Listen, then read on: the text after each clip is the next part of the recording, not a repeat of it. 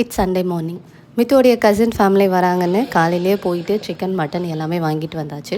Sea food வேணான்னு சொன்னதால இது மட்டுமே தான் வாங்கினோம். மீன் வாங்கியிருந்தா கூட நான் செஞ்சுருப்பேன். ஸோ இந்த 2 ஐட்டம்ன்றனால என்னை ஆட்டத்திலே சேர்த்துக்கல. ஸோ நான் அது எல்லாமே வாஷ் பண்ணி கொடுக்கறது, தேவையானது எல்லாமே கட் பண்ணி கொடுக்கறது தான் நான் செஞ்சேன். மற்றது எல்லாமே மித்துவும் அவருடைய கசின் மட்டுமே செஞ்சாச்சு.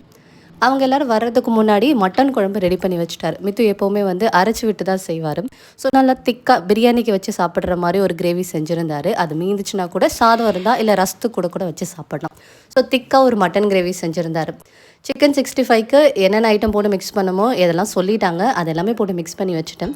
பிரியாணிக்கு தேவையானது மித்துவை கட் பண்ணி வச்சுட்டார். ஸோ அவர் தங்கச்சி வந்ததுக்கப்புறம் எங்கள் 5 பேருக்கும் சேர்த்து நல்லா சூப்பராக உதிரியாக அவ்வளோ சூப்பராக ஒரு மட்டன் பிரியாணி செஞ்சுருந்தா. ஸோ எங்கள் வீட்டில் சண்டே அன்னைக்குமா ஸ்பெஷல் பார்த்திங்கன்னா mutton biryani, mutton gravy, chicken 65, cucumber and onion raita and boiled egg.